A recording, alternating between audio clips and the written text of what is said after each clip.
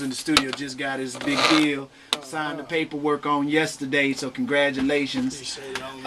So I guess the official album is finally going to be coming soon. Before we talk about all that, though, I just want to say congratulations. We're going to go back to you getting the deal, though.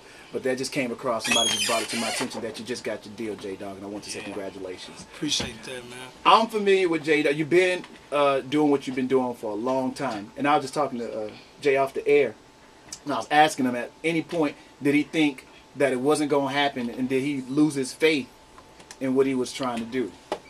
Oh, yeah, I did a bunch of times, you know. At one point in time, I couldn't even write a rap no more. You know, I used to do drugs, man. I was smoking water a lot, sherm, you know, whatever they call it. But, you know, I couldn't even write a rap. You know, my mind was so froze, I couldn't even come up with one line, you know what I mean? Did that make you give up on yourself, or did other people give up on you? Like, it's over for J-Dawg. He's a rat. I gave up for a little while, but then, you know, I started to feel like I can win again, just not with music. Mm-hmm. What was the turnaround? What made you say, you know what, I think I can, you know, make this thing happen for myself? The day I got out. Like the day I got out and I got in the studio, it came back. And I was praying for it, you know, because while I was incarcerated, I was in the penitentiary. I couldn't write one rap. Like, I couldn't write a verse, you know. Mm-hmm. So, yeah, it touched me when I came home that, you know, God gave it back to me. But it also scared me because I know he could take it at any given time. So, right. Yeah. You know, when I listen to your music, Jay, I feel like, and we had this conversation when you was at the Dub Show. I just told you briefly, but I said, I don't think you even go in trying to make a song for the radio. And I've heard you even say that on your mixtape.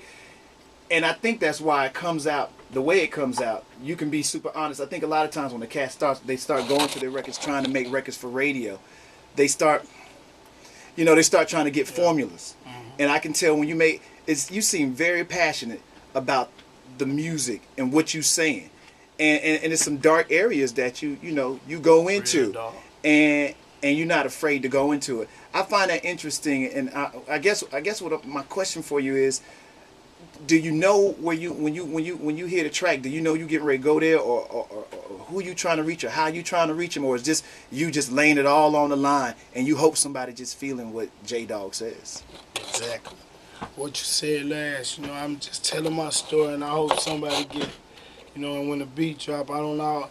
Usually I have a certain idea, but when the beat drop, it changes everything. Is the lyrics first and then the music, or music first and you like, Music you know, I know what I want to do on this one right here? Yeah, well, see, I might have an idea first sometime, but it's just an idea. But when the music come, that's when everything get, you know, so. And usually I don't go with the idea like I had when the music drop. Okay. All right, we're talking to J-Dawg with the Bounce Hawk Outlaws, of course. Yep. So I got to talk to you. How did you hook up with Slim? Me and Slim been, you know, we was cool all the way from intermediate on up. Oh, okay. And we came in the Swish House together. Okay, and you were also talking about, you know, smoking water and all these things and leading into incarceration. How did you start even doing drugs? Was it just a thing to do, or was it a dark period in your life and you turned to that? What was going on? Both. Like, in my neighborhood, it was one of the things to do. Not everybody, you know, but my cousin got killed. And I used that for a time because his partners, you know, they was smoking water. And I used that for a time to, you know, my excuse to smoke water. But I was already curious, you know what I mean, before that. That was just my excuse. Really? So when you were in jail and you said you couldn't write, you couldn't think of any verses or anything, what did you try to do to make you more mental or sane? Or what did you learn? Were you reading a lot? Were you just... I read everything I could get my hands on. What was your favorite book or the thing that you read that you were like, yo, this on is... the cool, I'm going to say Sun Tzu, The Art of War. I liked that, you know, 48 Laws of Power, and, you know, Miseducation of the Black Negroes. You know, I read stuff like that. Yeah, but I like books, you know, other books that just, you know, fantasy type books. I read that too. Cool. J-Dawg's in the studio with us, just signed a big deal. For those that don't know, just an incredible talent. Been doing it on the underground tip. Hasn't again, another artist like Drake, where they blow up on the underground circuit doing mixtapes and haven't even done a real. In fact, the song that we played from J-Dawg is really, for all practical purposes, it's a mixtape song.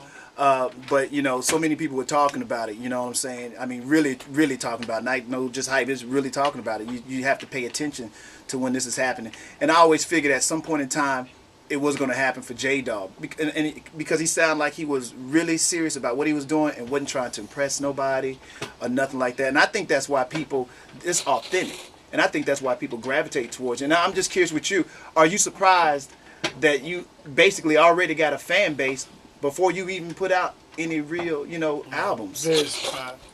Like, I'm very surprised. I'm a humble person already, so, all this is overwhelming for me, but I'm so surprised that somebody want an autograph or something from me. It's crazy to me. A person come up and say, man, let me get your autograph on a little piece of paper that don't look like nothing but something you'll throw away. So I'm shocked every time I step out and get that kind of attention. Absolutely. J-Dawg is in the studio with us. Yep, we're going to play the song just in case you haven't heard it. We want you to stick around. We're going to talk to him some more right after this break right here on 97.9 The Box. Man.